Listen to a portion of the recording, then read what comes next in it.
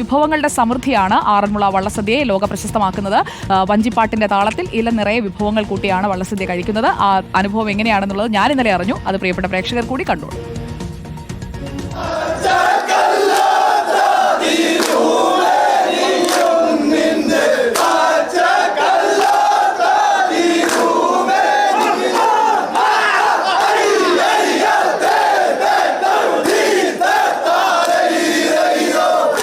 വള്ളസദ്യക്കെത്തുന്ന പള്ളിയോടത്തെ ക്ഷേത്രക്കടവിൽ ആചാരപൂർവ്വം സ്വീകരിക്കുന്നതോടെയാണ് ആറന്മുള വള്ളസദ്യയുടെ ചടങ്ങുകൾ ആരംഭിക്കുന്നത്. പിന്നീട് കരക്കാരെ ക്ഷേത്രത്തിലേക്ക് ആനയിക്കും.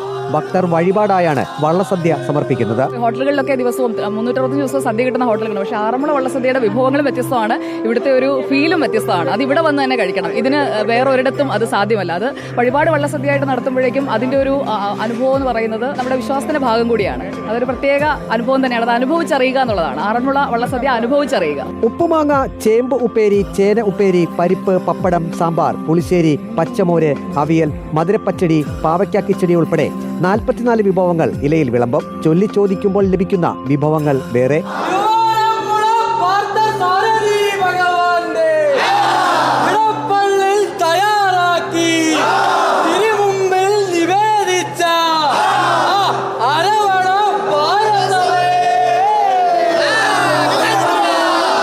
ഇലയിലേക്ക് വിളമ്പുന്ന വിഭവങ്ങൾ കൂടാതെ 28ഓളം വിഭവങ്ങൾ പാടി ചോദിക്കുമ്പോഴാണ് ഓരോ പാട്ടുകാർ ചോദിക്കുന്നതിനനുസരിച്ച് കൊടുക്കുമ്പോൾ അത് ഓരോ വരികളിലും നമ്മൾ ആ സാധനം കൊടുക്കുമ്പോൾ അവർ പറയുന്നുണ്ട്. ഇപ്പോൾ സന്താന ഭാഗ്യം, ഐശ്വര്യം, അഭിവൃദ്ധി, അങ്ങനെ ഓരോന്നും ഓരോ വിഭവങ്ങളിൽ അടങ്ങിയിട്ടുമുണ്ട്. പണ്ട് പുരാതനമായ കാലത്ത് മുതലേ ഇത് ചിട്ടപ്പെടുത്തി വെച്ചിരിക്കുകയും അത് നമ്മുടെ പൈതൃകത്തിന്റെ ഭാഗമായി ഇന്നും തുടർന്നു പോവുകയും ചെയ്യാന്ന് പറയുന്ന ഒരു ഭാഗ്യമായി കാണുന്നു.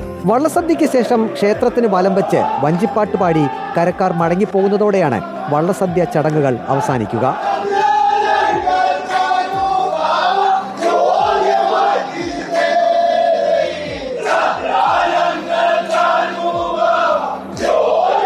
റിപ്പോർട്ടർ, പത്തനംതിട്ട.